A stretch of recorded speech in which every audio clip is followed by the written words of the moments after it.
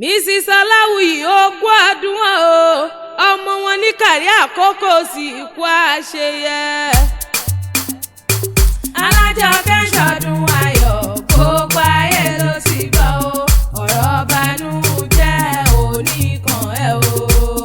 ọ̀rọ̀ bànújẹ́ oníkan ẹ̀ o Folúkẹ́ ṣọdún ayọ̀ gbogbo ayé ló ti gbọ́ o. Ìbálòdé tó ní o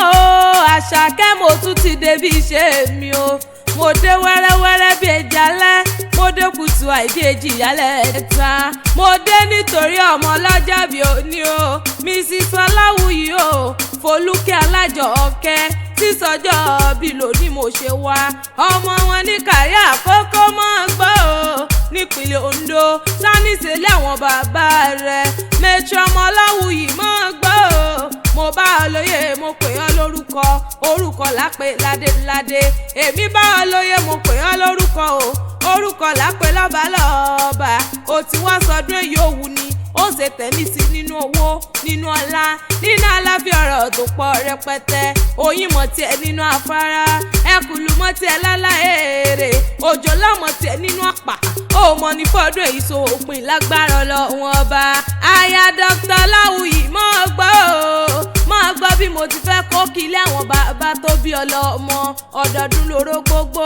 ọdọọdún lẹ́wà wà ní ọdọọdún láwọn mọ̀rí ọ̀wọ̀ òbí ìran òní ṣàbẹ́rẹ́gún lágbára Ọlọ́run ọba òkú ọdún sì kú àṣeyẹ ara pápá lábẹ́ tó máa mi ibi kìjàkìjà lábẹ́ ṣin òjòjò níṣòwò kó mọ̀ lé náà jà kókókó lárọ̀ tá lé òkú ọdún sì kú àṣeyẹ òní ṣubú kàkán yìí ló òmò ní wákìsà kan yà sọ Alájọkẹ́ mọ́ ló ní jẹ́ gungun kẹ́yìn ẹ̀ràn lágbára Ọlọ́run ọba o òkú ọdún ó sì kú àṣeyẹ àwọn nọ́ọ̀sì staff rẹ̀ ló pè mí sórí aago pẹ̀lú ọkọ rẹ̀ Dr. Aláwìyí ló ní wámọ̀kì ọ méje mẹ́jọ wọ́n láwọn mọ̀rí rẹ̀ náà ṣe ní wámọ̀kì ọkórí ewu wọ́n ní bọ́ọ̀dé pa láwọn bàbá rẹ̀ ni wọ́n ló mọ̀ bẹ́ẹ̀ ràn ọ̀bẹ níbẹ̀ ṣu àtẹ́lẹsẹ̀ á sì mọ̀ bẹ́ẹ̀ náà wò ìkàrí àkókò náà pẹ̀lẹ́ o nípínlẹ̀ Ondo tó ní màní ṣọ́npá láwọn bàbá tó bí ọlọ́mọ Alájọkẹ́ mọ̀ gbọ́ bí ti kó kílé àwọn bàbá rẹ̀ ọmọ kàrí àkókò ilé ti yá o ọmọ olókè méjì ìtakọ̀tabo lórí ara wọn ọmọ ṣèkárẹ́ ṣìbáṣìbóná kí wọ́n nulẹ̀ àwọn bàbá rẹ̀ ni ọmọ ẹkùn òkè o ọmọ ẹlẹ́kùnlé àdéwúre ọmọ òrìṣà dẹ́ǹdà bí onílé yìí o bó bá dàbí onílé yìí kò má lè ṣe bí onílé yìí nulẹ̀ àwọn bàbá rẹ̀ ni òṣọkọ dúdú o òṣọkọ pupa ọmọ ayíbíríkìtì wọnú owó ọmọ bí wọ́n bá ṣe bí onílé yìí o wọn ò má lè hùwà bí onílé yìí kò má lè dàbí onílé yìí nínú ilé àwọn bàbá rẹ̀ ni ọmọ jìnwàjìnwà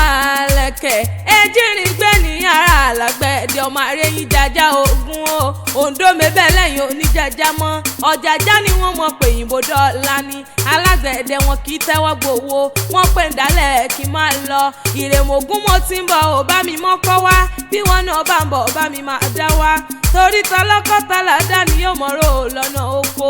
ejírin gbé ní ara àlágbẹ̀dẹ ọmọ àrẹ́yìn jàjà ogun o ọmọ fínà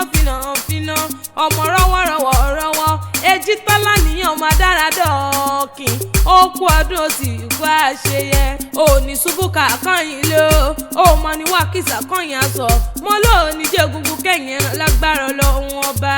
ire gúúsù ni mo pé o ire àrẹwà o káwọn àfilẹ̀ rẹ̀ ṣe bùgbé káwọn fọ́ dẹ̀dẹ̀ rẹ̀ ṣe kalẹ̀ ojàre ó ti wá sọdún ìyówù ni ó ṣe tẹ̀mí sí nínú owó nínú ọlá nínú àlàáfíà ọ̀rọ̀ tó pọ̀ rẹpẹtẹ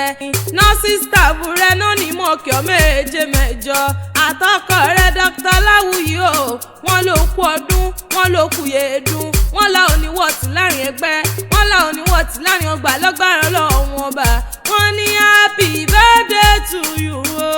Mẹ́tírì ọmọ Aláwìyí ti sọjọ́ bí lónìí mo wá kí kórìjọ pẹ́ láyé Folúkẹ́ kò dàgbà kò dògbò lágbára Ọlọ́run ọba o